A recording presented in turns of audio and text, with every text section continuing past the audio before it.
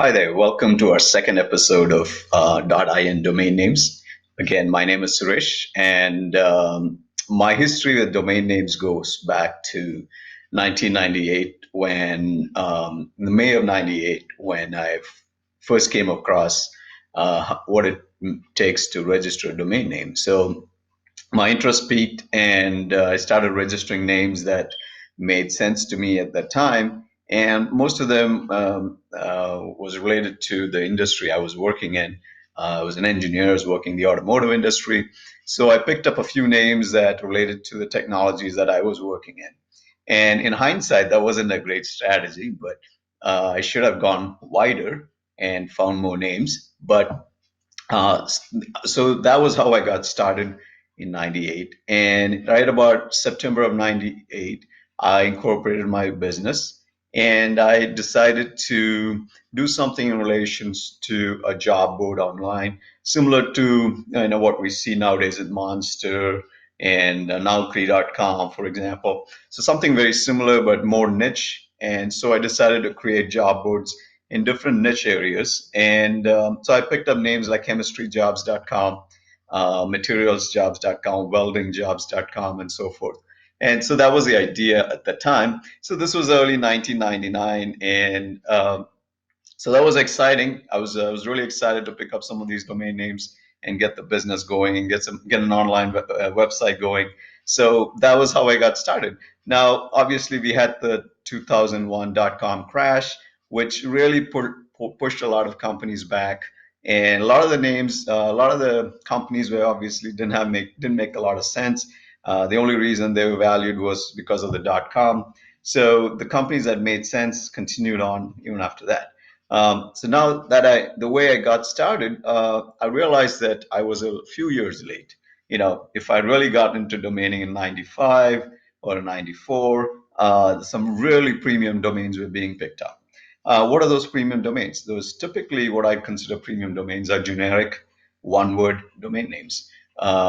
Or in the case of .com, you'll find two alphabets or three alphabet domain names are premium, or two number, three number domain names. .coms are premium. So, but if you picked up something like business.com or cars.com, in those days, it would have been a heck of a pickup. So, unfortunately, many of us were late by a few years, and that's all it took. So, if you were ahead by a few years, you got the cream of the crop.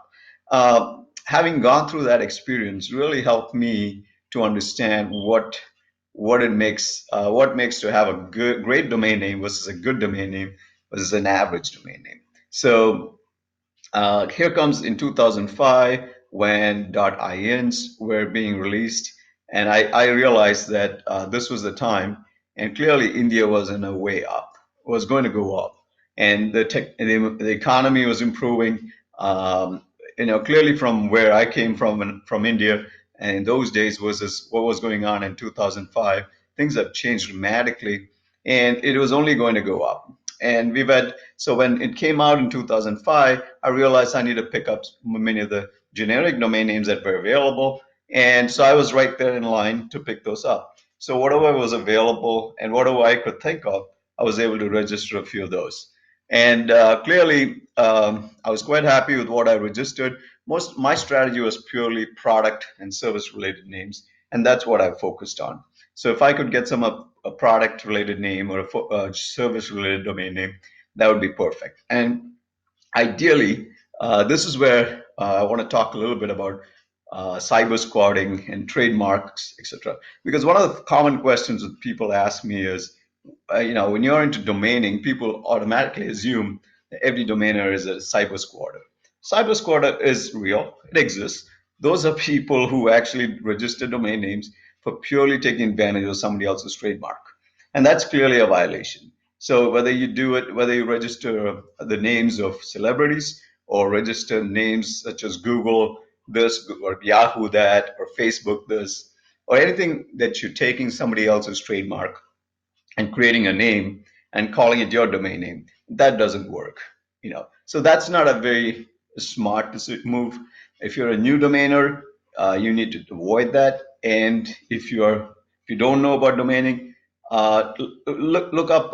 There's a lot of interesting information online. You can look it up. So that's the key. That's a small portion of the domainer population who are involved in such cyber squatting activities. So that's that about that. Now the other issue I want to talk about was generic names, large corporations versus medium corporations versus small corporations.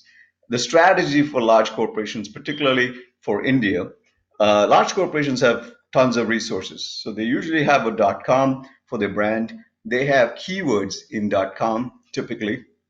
They also have their brands in other CCTLDs or country codes, where .in is one of them. And here's an example of Amazon, which actually had diapers.com. They bought the company diapers. Along with that, they registered diapers.in, diapers.co.in, and many other diapers dot in other countries at the same time. So that's a typical strategy of a large corporation. Medium corporations, they don't really have that extensive of resources, but recently we had a company called NicheJobs.bg from Bulgaria, and they ended up registering NicheJobs.ee or buying NicheJobs.in, NicheJobs.ek, and so forth. So that's a strategy for medium corporations who want to have a presence in India. Smaller corporations have to follow a different strategy. They also can try and acquire keywords that are related to the industry. And that's a very smart strategy if you can do that, particularly for India. So there are keywords, there are 3N domain names, 3L domain names, so all of those are strategies you can look into. And typically, you're not able to you won't be able to find .com keywords at this point. So your best strategy is to find .in keywords, and when you're trying to get into India for your market. So that's for today. Thank you for listening, and hopefully I'll bring you more in the future.